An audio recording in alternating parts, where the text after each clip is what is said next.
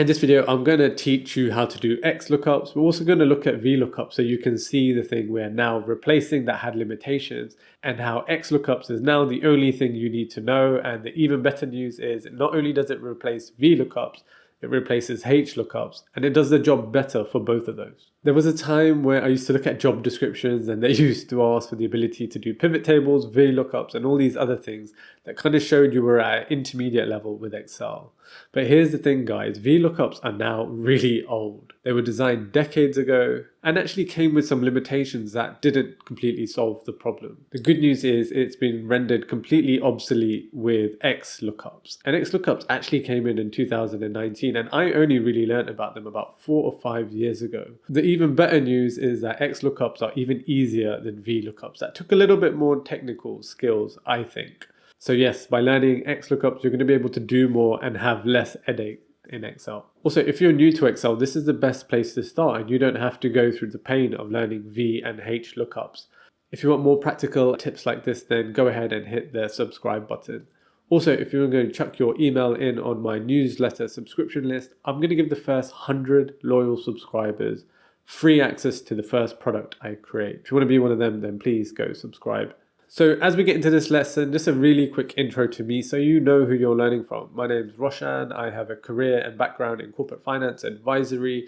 I'm a chartered accountant, and I've had a whole bunch of roles in accounting and finance. On this channel, I talk about AI, Excel tools, and other associated things I am using and building my own knowledge in my career and future. If we dive straight into this, we have an example here that we're going to take a look at in front of us. But the real value of Excel and formulas comes in when you have vast amounts of data. And whilst this is slightly simplified, I can tell you I have used these lookups throughout my career, and they made my life a lot easier. And there are people who haven't, who struggle a lot more and take a lot longer to do things in Excel, which is why you may want to invest time now learning this properly, because it's going to pay off huge amounts in the future as well. So now if we dive straight into this Excel spreadsheet, and I've saved a copy of it down in the description for you so you can follow along at the same time, or maybe go and replicate it when you have your own time in the future. I have written down here the syntax, the formulas that we're talking about today, the XLOOKUP, the VLOOKUP, and the HLOOKUP. I'm going to actually type them into their cells because I think it's quite nice to do this on the go. And the other thing we want to talk about here is the actual exercise and scenario. So let's say we've been given a list of 5 names of people that are being considered for a performance review, and we need to increase potentially their salary. And we just want to find out what their salary is, their employee ID, and their department. We're going to dive into looking at VLOOKUP first so we can highlight what it is if you haven't seen it already and the limitations of it, and then see how this gets replaced with the next lookup.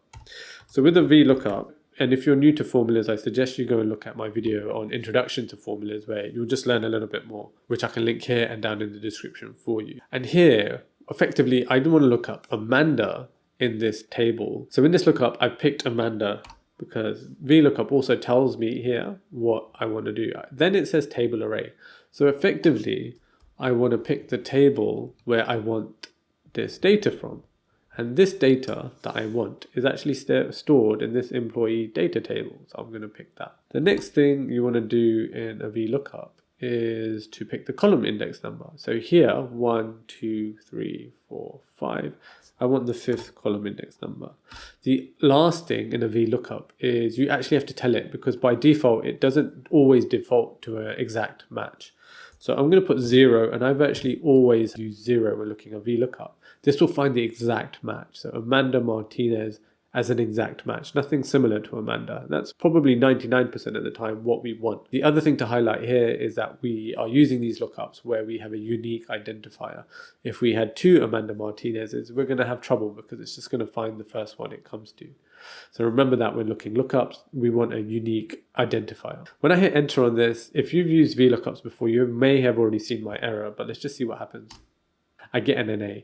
And I get an NA because, and this is why, and I wanted to highlight this when it comes to VLOOKUPs, is when you pick a table for VLOOKUPs, it by default and always will look at the first column as where it's trying to look up the value you are looking for.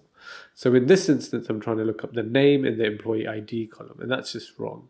So ideally what I want to do here is copy this in. And you can see why maybe this is a problem, because when we're looking at data sets, we may not necessarily always be able to pick a table where the thing we want to look up is in the first column.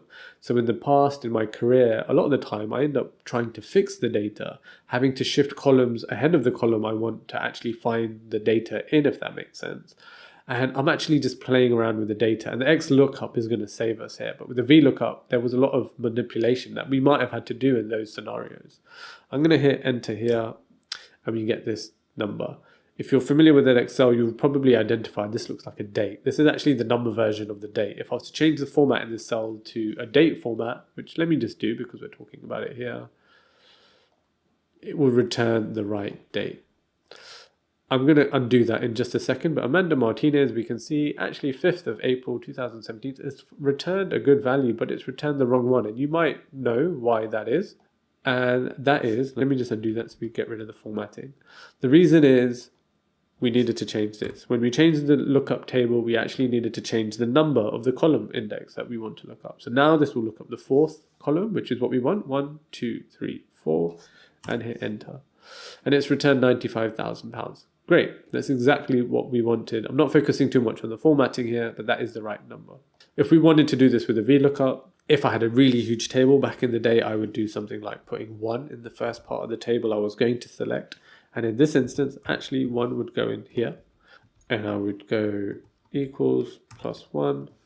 I would drag it all the way along, and I may even point the formula to the cell where I know it's the right column index number. That's what I may have done in the past. It's quite a laborious way to do something, but here it's easy. But as you can imagine, if there's big data sets you're doing, you're not probably wanting to stand there and count all the numbers out. The other thing we want to do, so if we copy this down, we're just going to fix what we're doing so this works.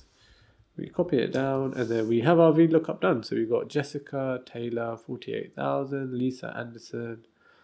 Yeah, great. The other thing I want to do for you guys is actually switch on my shortcut. So you're going to be able to see now what I'm pressing. In case I do something that you just want to see on the screen. So just summarizing here, before we move on to the XLOOKUP, the limitations with the VLOOKUP are that when you write it, it's always looking up the value in the first column. So for instance, if we knew the employee name and we wanted to find the employee ID, we would not be able to use this table in the way that it's already laid out, because we would be trying to look up the value in the second column, and we would want the result, the return, to come from the column in the first column. It wouldn't work. What you would have to do is either move employee ID to after or move employee name first. Not ideal. Moving on, we're going to look at the XLOOKUP now. We're not going to cover the HLOOKUP because either you already know it and you'll know it's the same thing as a VLOOKUP, but you're just looking up horizontally, so all the same rules apply, or you don't know what the HLOOKUP is and you just don't need to because you're going to learn the XLOOKUP now. The amazing thing and great thing about the XLOOKUP is it gets rid of needing to know or ever use a V or HLOOKUP ever again. I haven't used them in the last 4 years. So in all honesty, I think Excel would do a good job of just deleting them out, but they probably don't because there's old spreadsheets running on those lookups. But I'm sure if they could, they would get rid of those because it's completely obsolete. There's no reason to have those anymore. So looking at the XLOOKUP, we want to do the same thing as a VLOOKUP. So we're going to first pick our lookup values, Amanda Martinez.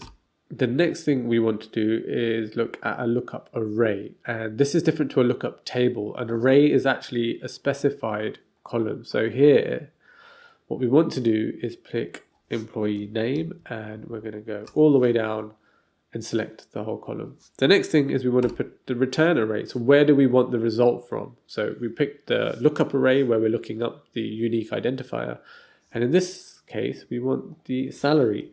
And a key tip here, and it's really important, is that you pick the range in the lookup range, and the return array or range are exactly the same. So if I was to pick this as my return array, Excel would let me, and it would be off, because if it was finding Amanda Martinez, it would come here, it would find her in 1, 2, 3, 4, 5, 6.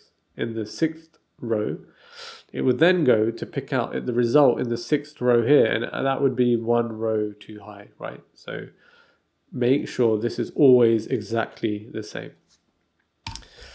If not found, you could put a value in here, but in all honesty, right now I don't think we need it. And the great thing about the XLOOKUP is it's always set by default to exact match, so we don't have to go through the rest of it. But if we wanted to, we could easily just say leave the cell empty, that's quotation marks, and then we could go 0 for exact match, right? So we could do that.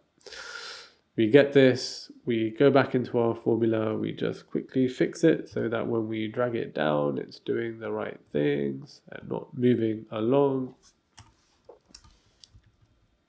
And we are done. If this is making sense, guys, then please give this video a like. It helps me know that this actually added value, and of course it's going to help my channel a little bit as well. The great thing about this is if we wanted to look up employee ID here, where with the VLOOKUP we'd have to start actually shifting around the data. But with the XLOOKUP we could, and I would just normally just copy this across, do this, and then simply shift where we're looking. So we want to look at employee ID now. Can you see? It's actually the column before. But the next lookup is going to handle that nicely. And the reason that's not returning anything is because it's looking up the wrong thing. Now it's looking up the right thing. And there we go. You can drag that down. We've got all the right answers. We can do the same thing again. We're going to have the same issue because that lookup is going to pick the wrong. So let's just quickly correct that. We're going to pick Amanda Martinez. We want her department, or whoever we're looking up, we want their department. Let's move that to department, and we're getting all the good stuff. One bonus tip before we move on to the summary is that when you're using lookups, whether it's VLOOKUP or now you should be using XLOOKUP, having watched this video, that they are really sensitive to small changes in the data it's looking up. It's really looking for an exact match. And where this can sometimes catch you out, and sometimes means I have to dive deep into the data to sort out errors, is something as little as a space can throw off the lookup because it's no longer an exact match. And the other one is sometimes when the formatting is different. So if you're trying to look up a number, just a standard integer number, and it's stored as text and you're trying to look it up, but the lookup value you end up picking is actually stored as a number format. And I'm talking about formats up here. So you may have a number that's actually stored as general, or which makes it look like as if it might be text. And then you may have a number format. It just won't find it. So sometimes there is a little bit of troubleshooting to do with formulas, and with VLOOKUPs and HLOOKUPs that continue. Ultimately, the summary here is that you no longer need to know anything about VLOOKUPs and HLOOKUPs. You may come across them in old files, in which case we've gone through it really simply here. But you can use XLOOKUPs for everything now in terms of your lookup needs, where HLOOKUPs and VLOOKUPs previously fulfilled that need. You've now written one from scratch in your first XLOOKUP with me. As you repeat these, it's going to become so much easier and so much quicker. So just make sure you're practicing. And that brings this video to a close, guys. I hope you start using Excel right now and for the foreseeable future. Without making this video too dense, I'm going to do future videos on a little bit more advanced features around XLOOKUPs and where it might help with something called an index match, which is a lot more tricky to get your head around initially. If you found this useful, please do subscribe. Drop any questions in the comments below and I'll do my best to get back to you. I'll see you in the next one.